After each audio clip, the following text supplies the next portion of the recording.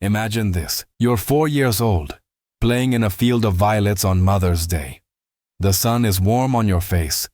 Your family is nearby. You can probably hear your mother's voice carried on the breeze. And then, in less time than it takes to watch a television show, you vanish. Not into thin air exactly, because nothing vanishes into thin air. But you disappear so completely, so thoroughly, that 3,000 people searching for you find nothing. Not a shoe, not a hair ribbon, not a single violet crushed under your small foot. You are there one moment, and then you are not, and you will never be seen again. This is the story of Marjorie West, a little girl who disappeared on May 8th, 1938, and the mystery that has haunted Pennsylvania for more than 80 years. But this isn't just another missing child case. This is a story that connects to one of the darkest criminal enterprises in American history. A tale that winds through the desperation of the Great Depression, the careful calculations of a monster disguised as a savior, and the eternal, aching hope of a mother who refused to believe her daughter was gone. By the time we're finished here today, you'll understand why this case is different, why it matters, and why, after all these years, we might finally have an answer to what happened that spring afternoon in western Pennsylvania. But we need to start at the beginning, because every mystery has context. And this one begins not with a disappearance, but with an ordinary family trying to find joy in a difficult time. The year is 1938. If you weren't alive then, it's hard to truly grasp what America felt like in that moment. The Great Depression had been crushing the country for nearly a decade. Banks had failed. Fortunes had evaporated. Men who had once worn suits to offices now stood in breadlines.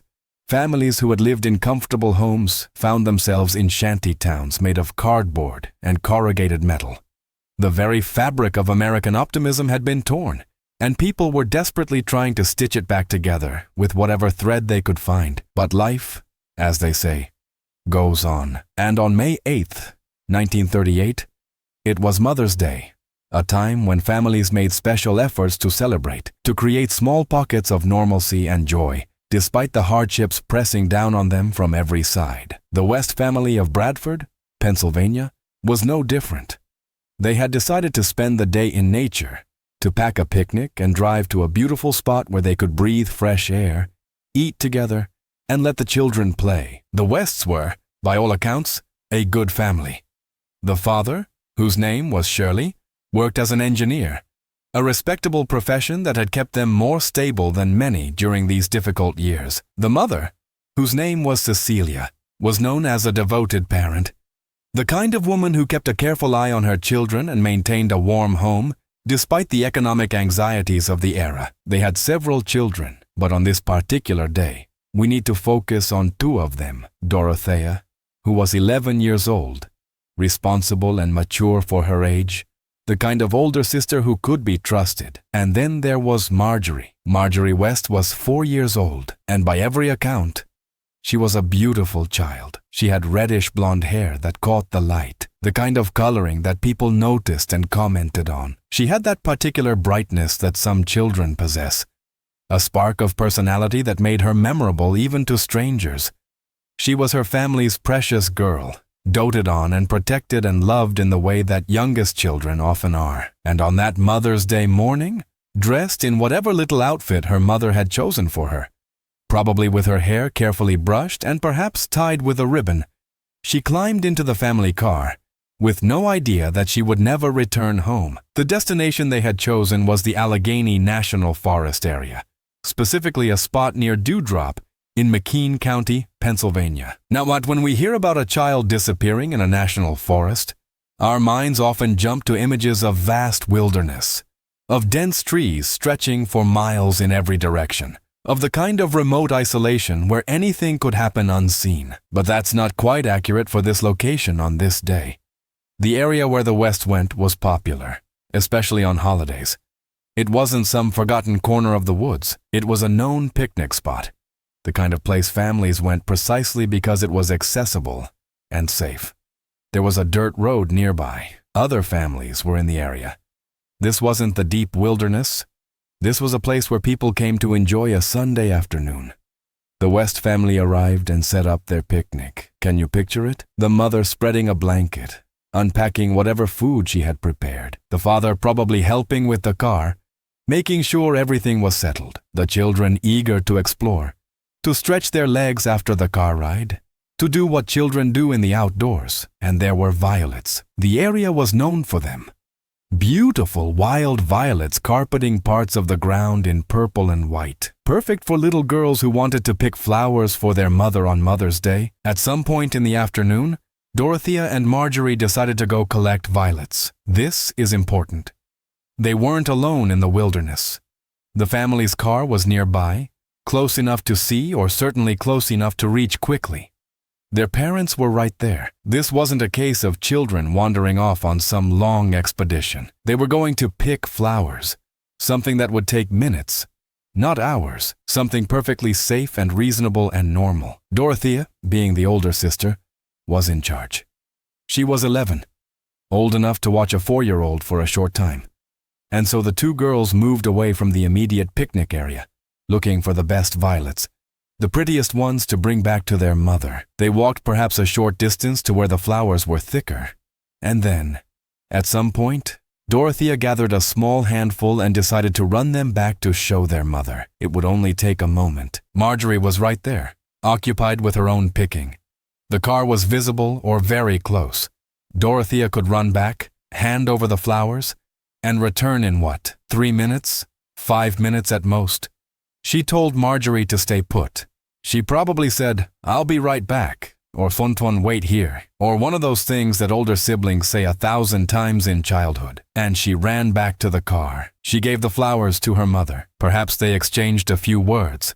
Perhaps her mother smiled and thanked her. The entire interaction couldn't have taken long. And then Dorothea turned to go back to get Marjorie. And this is where everything changes. This is the moment that divides the world into before and after for the West family. When Dorothea returned to the spot where she had left her little sister, Marjorie was gone. Now, at first, this probably didn't seem catastrophic. Children wander. They get distracted. They follow a butterfly or chase after something interesting. Dorothea likely looked around, calling Marjorie's name, expecting to see her red blonde hair bobbing between the trees just a few feet away. But there was nothing. No response. No sign of her. Dorothea's concern would have grown quickly. She probably ran back to her parents, voice tight with worry. "I can't find Marjorie." Those words, spoken thousands of times by children about siblings who have simply wandered around a corner or hidden as a game, but this time they meant something different. This time, they were the beginning of a nightmare. The parents immediately began searching, calling Marjorie's name, looking behind trees, in the nearby bushes, anywhere a small child might have gone. Other families who were picnicking in the area heard the commotion and joined in. Within a short time, there were dozens of people looking for a little girl with reddish blonde hair who should have been right there, who had to be right there, who couldn't have gone far. But they didn't find her. And as the minutes turned into an hour, and the hour turned into several hours, and the sun began its descent toward the horizon, the search expanded.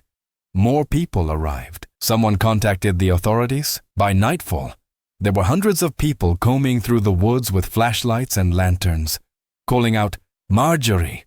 Marjorie!" into the darkness, hoping to hear a small voice call back. She never did. The search for Marjorie West became one of the largest in Pennsylvania history. Think about that number I mentioned at the beginning. 3,000 people, 3,000 individuals showed up to look for one little girl. This wasn't a professional search team. This was a community response. Neighbors, strangers, people who heard about a missing child and felt compelled to help. They came from surrounding towns and counties. They brought their dogs, their flashlights, their own sandwiches and thermoses of coffee. They organized into search parties and grid patterns. They walked shoulder to shoulder through the forest, looking under every log, behind every rock, into every hollow. Marjorie's father, Shirley West, became a man possessed. According to reports from the time, he barely slept. He barely ate.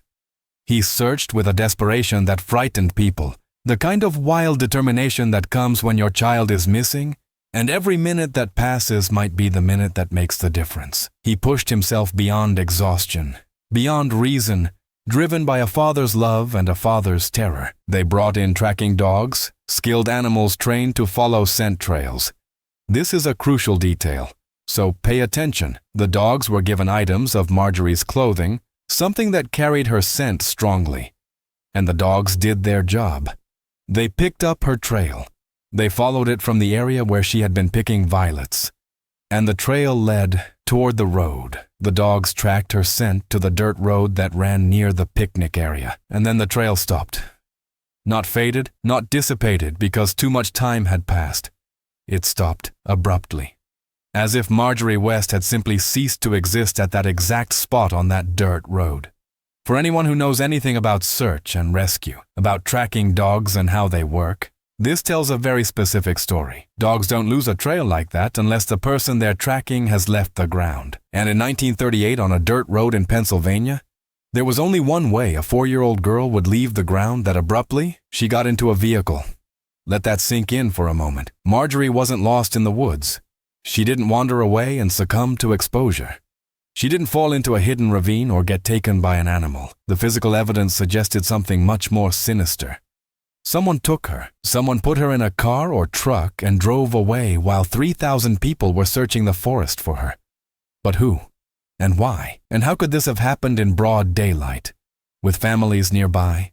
With her sister gone for only a few minutes? The authorities explored every theory they could think of. One possibility that gained some traction was the idea that she had fallen into an abandoned oil well. The area had been used for oil extraction in earlier years, and there were old wells, some of them poorly sealed or forgotten. The image is horrific. A small child tumbling into a dark shaft, too deep to climb out, unable to make herself heard over the distance. Searchers investigated every known well in the area, looking for any sign, any evidence. They found nothing. No disturbed earth around the openings. No small handprints on the sides. No piece of clothing caught on rough edges. The oil well theory, while technically possible, became less and less likely as the search continued. Another theory involved wildlife. Could a bear have taken her? It's a frightening thought, and bears certainly existed in the Pennsylvania forests. But there were problems with this theory too. For one thing, there was no blood.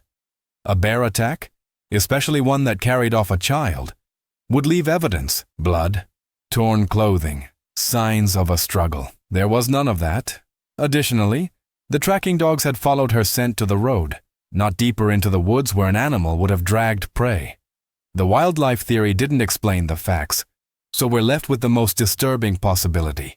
Someone took Marjorie West, and this is where the story becomes even darker, because there's a very specific context to 1938 America that most people don't know about. A context that involves one of the most prolific criminal operations in the country's history.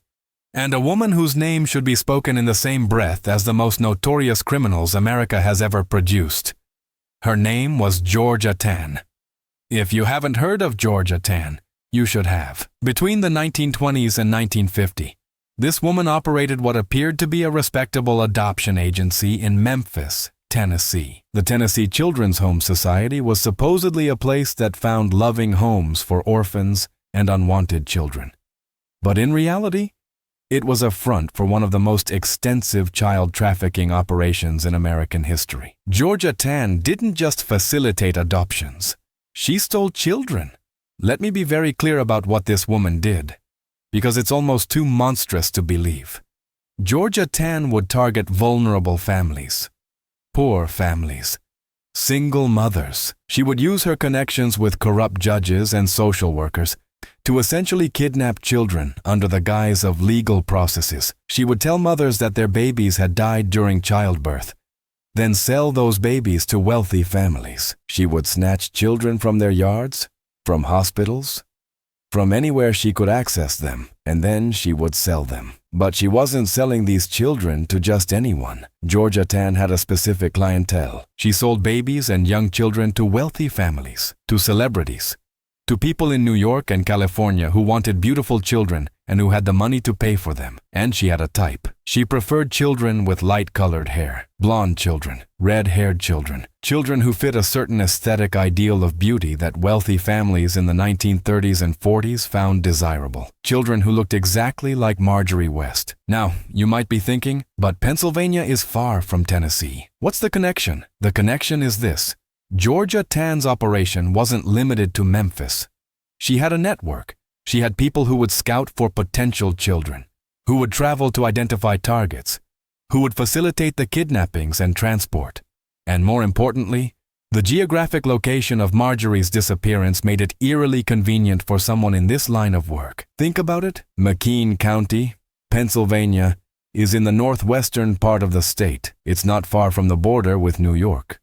The road systems, even in 1938, connected this area to major cities. If you were trafficking children from the Midwest toward the East Coast, toward New York, where wealthy buyers waited, you would likely travel through areas exactly like this. The Allegheny Forest region, rural and less monitored, would be a perfect place to pick up a child. Quiet, less law enforcement, easy to disappear into. And here's a detail that makes the hair stand up on the back of your neck. Multiple witnesses reported seeing an expensive car in the area that day. An expensive car on a dirt road in rural Pennsylvania in 1938, during the Great Depression. Think about how unusual that was. Most people who were picnicking in that area would have driven modest vehicles, if they had vehicles at all. Many families were struggling just to put food on the table, but someone was driving an expensive car in that remote area on the exact day that Marjorie West disappeared. Who drives an expensive car on a dirt road in the middle of nowhere? Someone who doesn't belong there. Someone who isn't there for a picnic. Someone who has a different purpose entirely. Could Georgia Tann's network have extended to Pennsylvania? Could someone working for her, or someone working independently but in the same trade, have been scouting that area? Could they have seen a beautiful little girl with reddish blonde hair, alone for just a moment, and made a split-second decision? The timeline fits. Marjorie disappeared in 1938. Georgia Tann's operation was at its height. She was actively stealing and selling children during this exact period. The type of child fits. Marjorie was exactly the kind of child Tann preferred to sell. Young, attractive, light-haired. The method fits. A quick snatch when no one was looking. A car waiting nearby, disappearing before anyone realized what had happened. And the tracking dogs.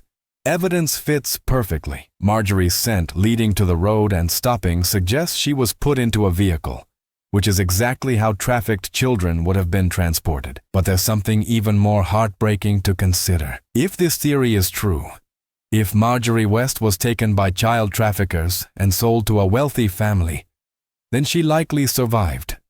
She likely grew up. She might have lived her entire life in a beautiful home in New York or California or somewhere else, raised by people who believed they had legally adopted her, never knowing that she had been stolen, never knowing that somewhere in Pennsylvania, a family had been destroyed by her disappearance.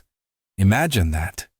Imagine being Marjorie West, maybe growing up as Jennifer, or Elizabeth, or whatever name her new family gave her. Imagine her maybe having a good childhood, being loved by the people who raised her, never suspecting that her entire identity was based on a crime. And imagine her biological family, her real mother and father, her siblings, living their entire lives wondering what happened to her, hoping she was alive, hoping she was happy, but never knowing. Cecilia West, Marjorie's mother, never gave up hope. For years after the disappearance, she held on to the belief that her daughter was alive somewhere.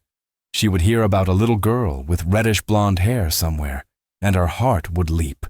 Could it be Marjorie? She investigated every lead, every rumor, every possibility.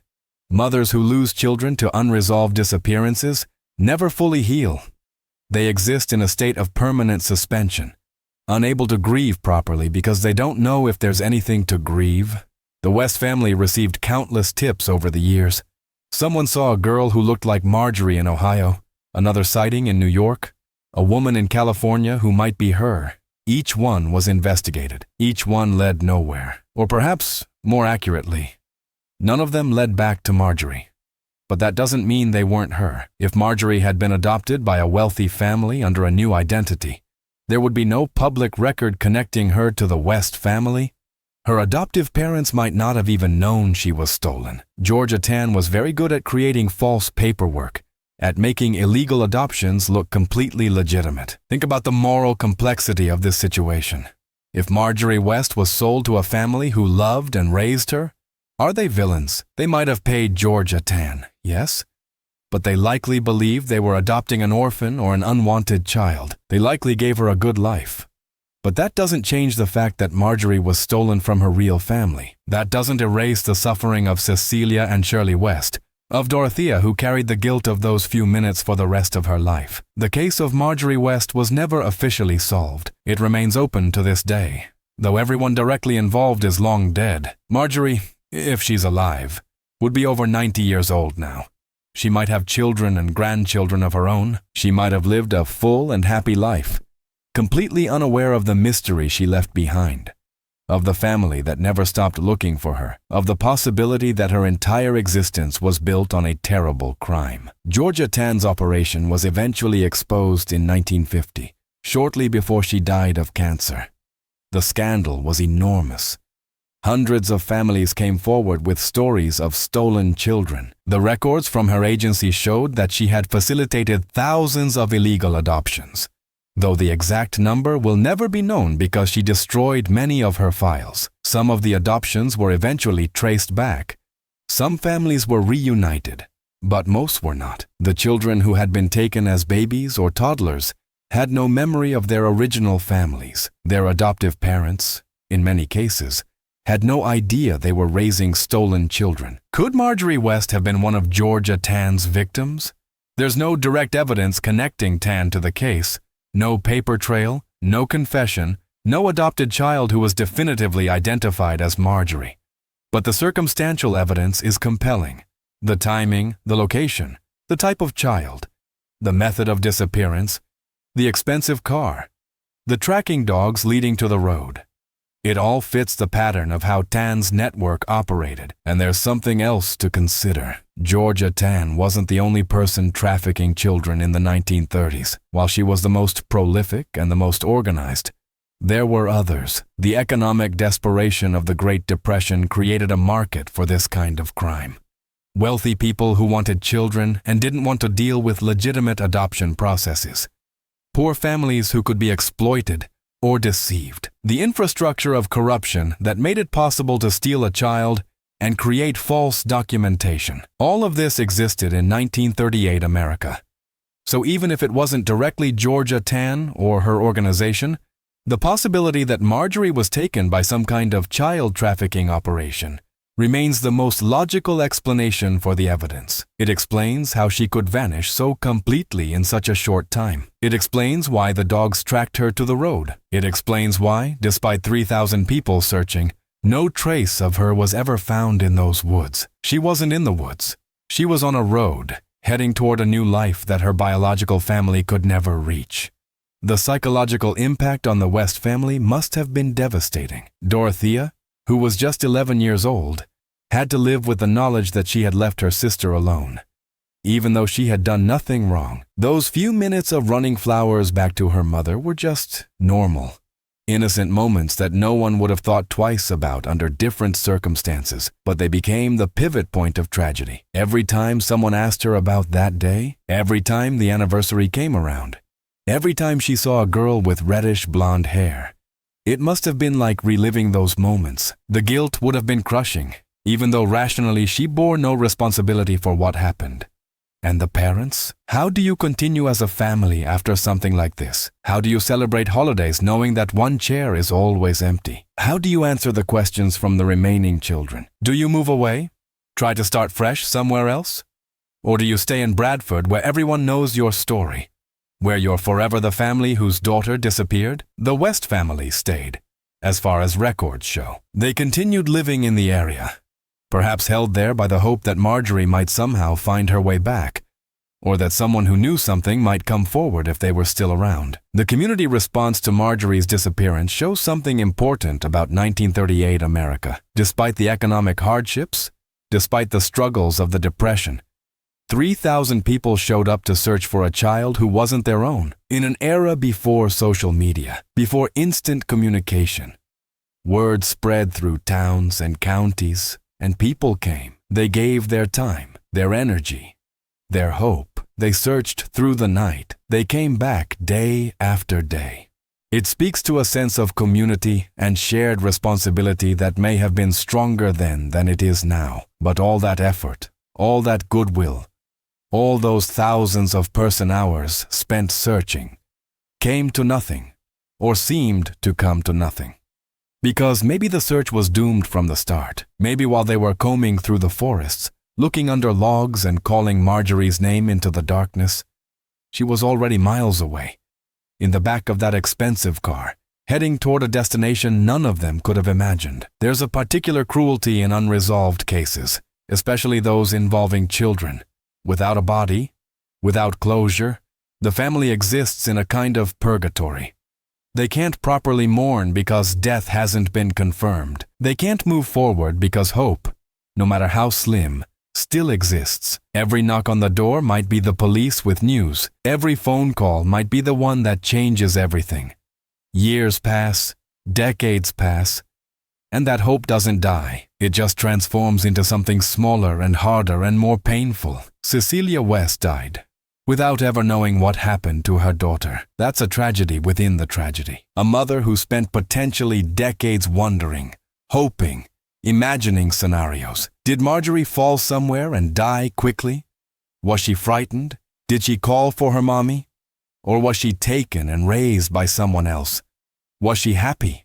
Did she become a mother herself? Every Mother's Day for the rest of Cecilia's life must have been tainted by the memory of that one Mother's Day when everything changed. The case has been examined and re-examined over the years by investigators, journalists, and amateur researchers. Every few decades, someone becomes interested in the mystery of Marjorie West and digs through the old files, looking for that one overlooked detail that might crack the case open.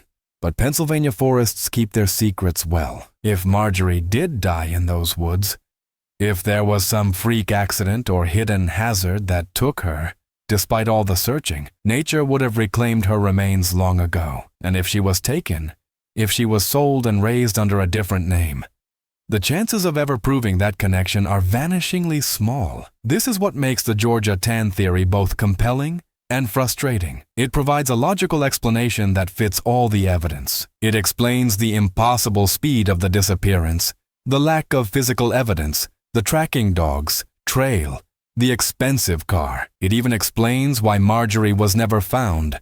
Because she wasn't lost. She was stolen. But without documentation, without a paper trail that survives, without someone coming forward with direct knowledge, it remains just a theory, a very plausible theory.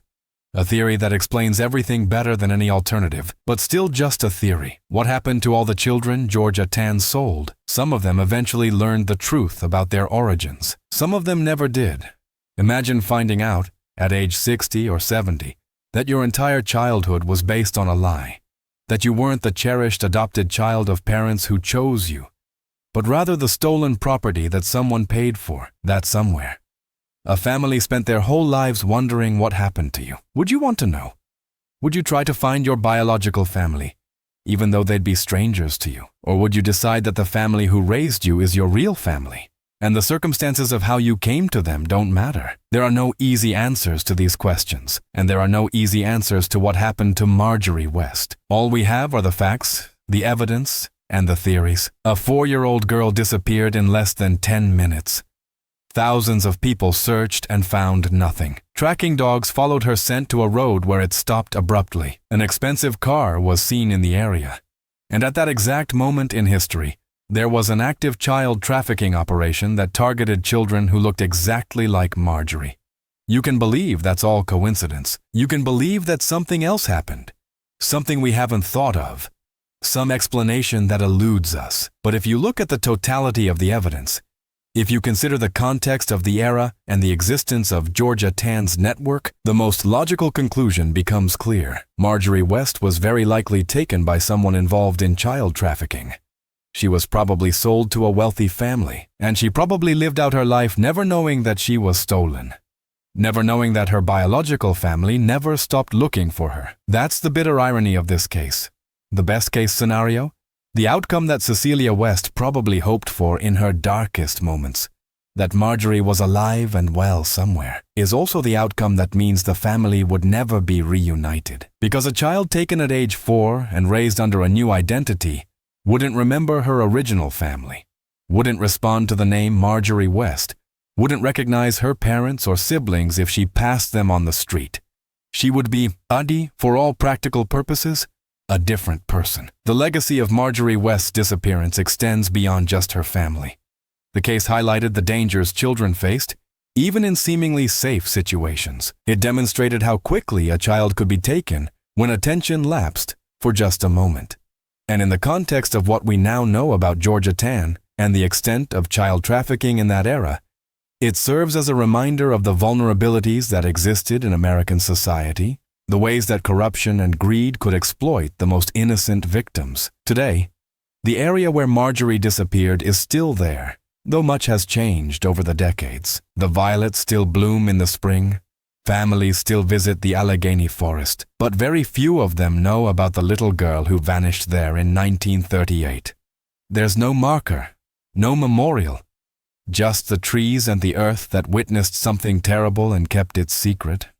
If you visit Bradford, Pennsylvania, you might find older residents who remember hearing about the case from their parents or grandparents. Stories passed down of the massive search, of Marjorie's father's desperate searching, of a community coming together in the face of tragedy. But as the years pass and the generations turn over, even these memories fade. Soon, Marjorie West will be completely forgotten by everyone except historians and true crime researchers who stumble across her case in old archives. But perhaps that's not entirely true. Perhaps somewhere, there's a woman in her 90s who has reddish blonde hair gone white with age. Perhaps she lives in a nice house in California or New York, surrounded by children and grandchildren who love her. Perhaps she's had a good life, a full life, a life filled with love and accomplishment and joy. And perhaps, without knowing it, without ever suspecting it, she is Marjorie West. That's the strange duality of this case. The tragedy and the hope exist simultaneously. A family destroyed by loss, and a child who may have survived and thrived. A terrible crime that paradoxically may have resulted in a good life for the victim. It's not justice, certainly. The people who took Marjorie, if they took her, were never caught. Georgia Tann died before facing real consequences for her crimes. The West family never got answers. But if Marjorie lived, if she was happy, if she had a life worth living, then at least something good came from the horror. Or maybe that's just us trying to find comfort in an uncomfortable truth. Maybe we want to believe that Marjorie survived because the alternative, that she died alone and afraid in those woods or at the hands of whoever took her, is too painful to accept. Human nature seeks happy endings, or at least hopeful ones. We want to believe that the story doesn't end with a 4-year-old girl's terror and death. We want to believe that somewhere, somehow, Marjorie West grew up. What do you think happened? Do you believe she fell into an unknown oil well or shaft, that her remains lie somewhere beneath the Pennsylvania earth, hidden for over 80 years? Do you believe an animal took her, despite the lack of evidence? Or do you believe, as the evidence suggests, that she was taken by someone in a car, sold through a network like Georgia Tann's, and raised under a different name, living a completely different life than the one she would have had with the West family? The truth is, we may never know. The people who could have provided answers are gone. The records, if they ever existed, are lost or destroyed. Time has created a barrier between us and the truth that no amount of investigation can fully penetrate. We're left with fragments, with theories, with the sad certainty that something happened to Marjorie West on that Mother's Day in 1938. Something that changed her family forever and created a mystery that has endured for more than 8 decades. But that doesn't mean we should stop asking questions. It doesn't mean we should forget. Every cold case, every unresolved disappearance represents not just a mystery to be solved, but a person who mattered, a family that suffered, A story that deserves to be remembered. Marjorie West was a real little girl. She liked violets. She had red blonde hair. She was loved. And on one spring afternoon, she disappeared, and nothing was ever the same. So today, we remember her. We tell her story. We honor the family that never stopped hoping, the community that came together to search, and the little girl picking flowers who became the center of one of America's most enduring mysteries. Whether she died that day or lived to be an old woman, Marjorie West deserves to be remembered. Her story deserves to be told, and perhaps, by keeping her memory alive, we ensure that she's never truly forgotten, that somewhere, in some way, Marjorie West still exists. That's all we can really do for the ghosts of unsolved cases. Remember them, tell their stories, keep asking questions, and hope that someday, somehow, the truth will finally come to light.